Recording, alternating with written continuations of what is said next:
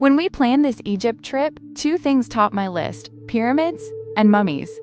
You've already seen King Tut still resting inside his tomb in the Valley of the Kings. But what about the other pharaohs?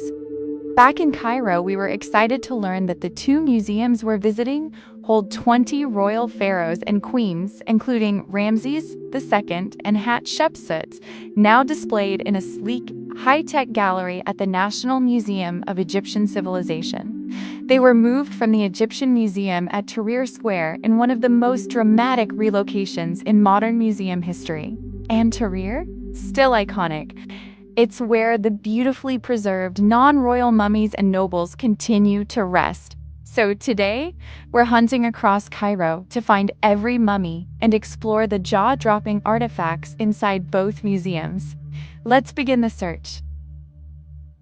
Thousands of years of human history, all gathered under one roof.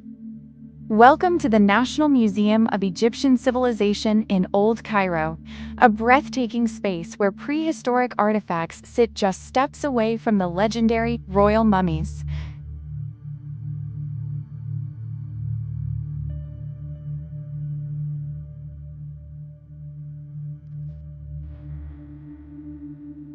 Step inside the main hall where 50,000 years of history unfold under one roof.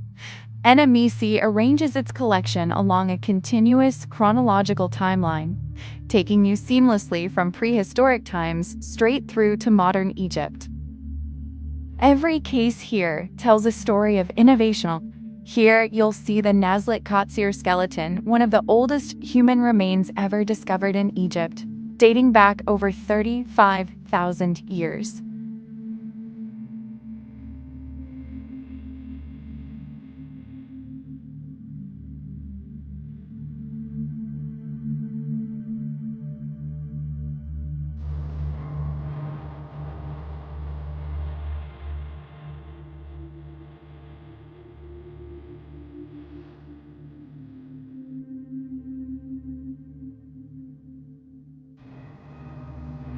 Further along sits a remarkably detailed ancient prosthetic toe, proof of early Egyptian medical mastery. Take a look at how this prosthetic toe was made by ancient Egyptians.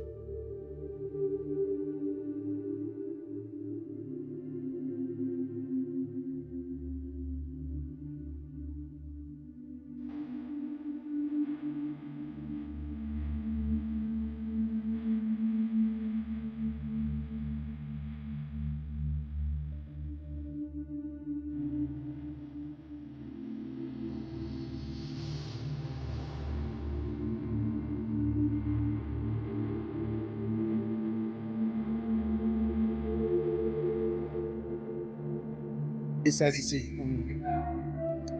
You really think this is not the only coffin. Inside it was another smaller coffin. And with the box over there inside, including the ceramic jars with the organs of the mummy of Bitcoin.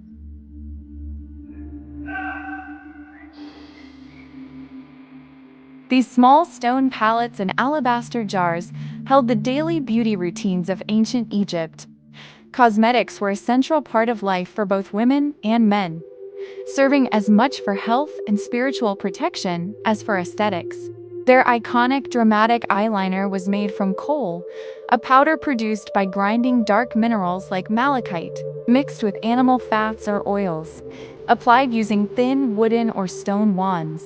It also acted as a natural shield against the harsh desert sun, repelled insects, and offered antibacterial protection against eye infections.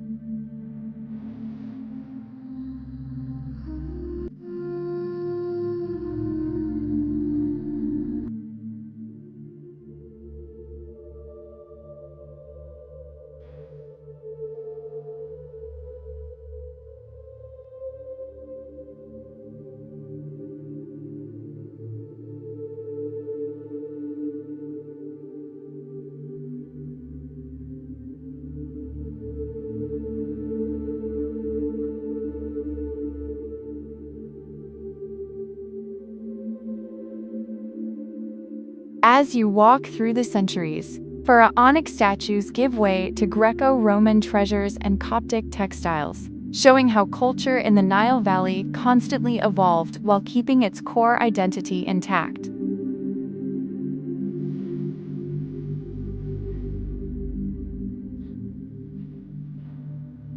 This striking crimson structure is the Mahmal, a ceremonial royal pavilion that played a central role in one of Egypt's most sacred traditions.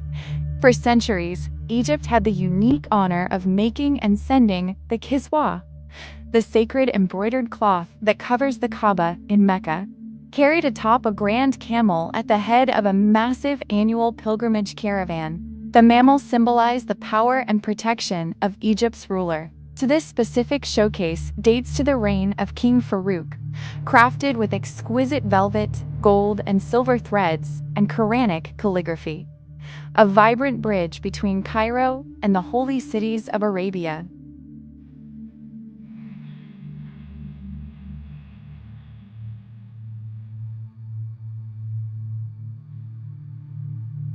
Now, we descend beneath the main floor into the crown jewel of the museum, the Royal Mummies Hall, designed to mirror the sacred atmosphere of the Valley of the Kings in Luxor.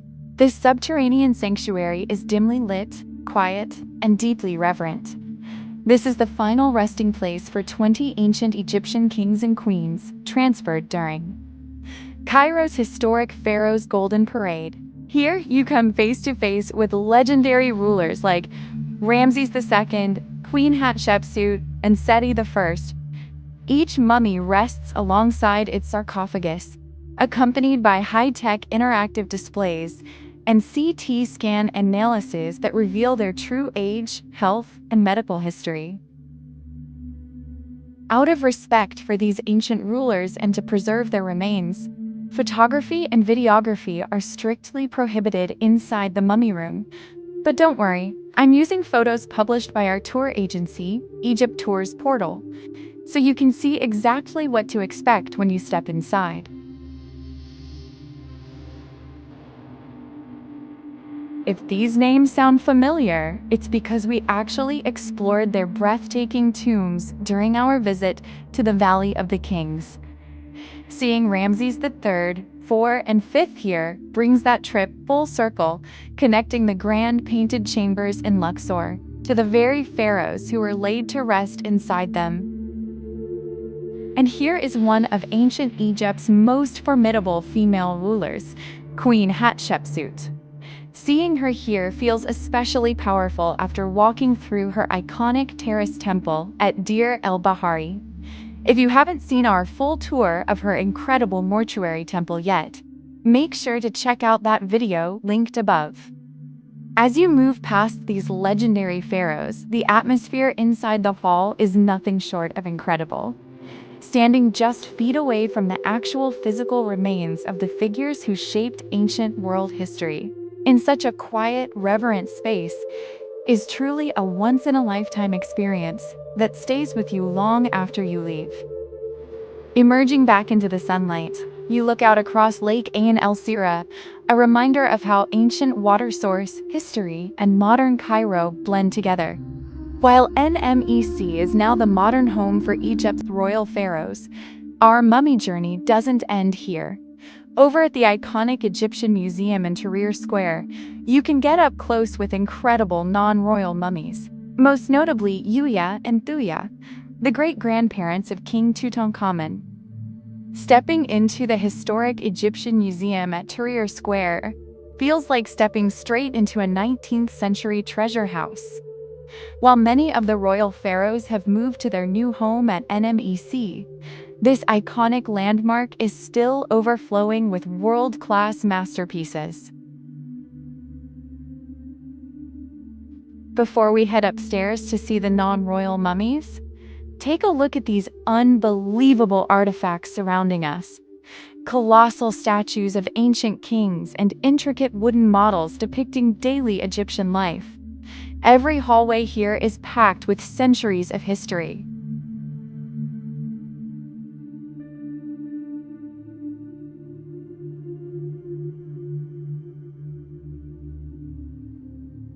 The eyes of these statues look almost eerily alive. Ancient Egyptian artisans crafted these inlaid eyes using ground white quartz, polished rock crystal for the iris, and copper frames for the Khol eyeliner. Because the crystal refracts light, they seem to follow you as you move across the room, showing off master craftsmanship from over 4,500 years ago. This king actually, he made a statue for his soul. This is a statue of his soul. Okay? He made the statue, of course, he made it during his lifetime, but the statue showing his soul after this. How we know? This upraised arms is called Ka. So this statue is called Ka statue. The Ka statue of this king. Okay? It's made of wood. Also, the eyes are made of crystal, as you see. And he was never naked like this. No, he was wearing something.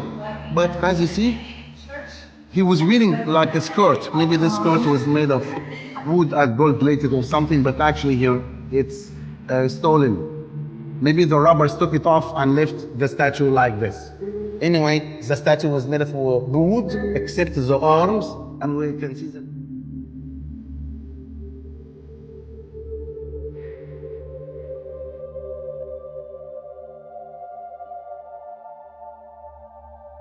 Now, let's head up to view the mummies of Yuya and Thuya.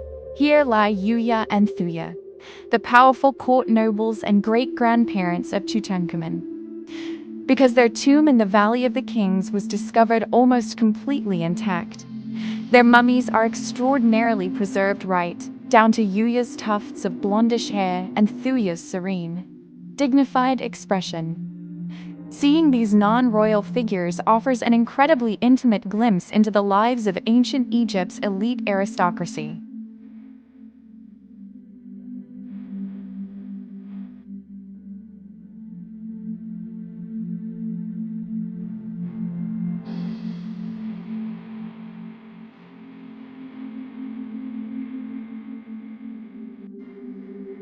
Let's look at the other mummies in this museum.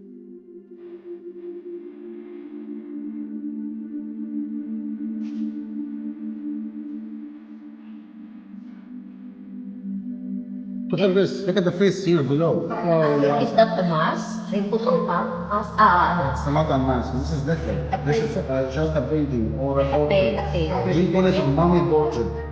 This portrait or this mummy, this back to which era? Roman era, not ancient Egyptian. Which century exactly? 2nd century AD. Okay, and we discovered big number of mummies in one city south of Giza, like 100 kilometers south of Giza, called Cairo. And actually, the faces of all of them, all the mummies, look like a paintings or portraits for them. These paintings or portraits were made during the lifetime of these people. When they die, they make mummification for them, then they put these portraits on the face of the mummy, and then buy any cheap mask. Also, they continue to have masks, funerary masks, but not like golden or special mask with the same features. Why? Because they used to cost lots of money.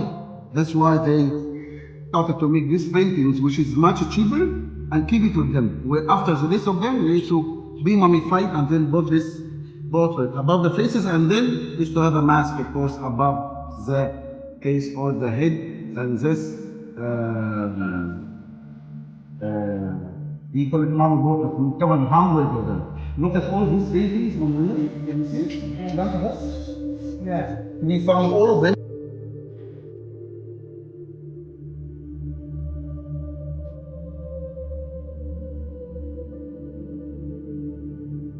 From the modern halls of NMEC and its legendary royal pharaohs, to the historic treasures and non-royal mummies of the Egyptian Museum at Tahrir, experiencing both of these iconic sites gives you the complete story of ancient Egypt.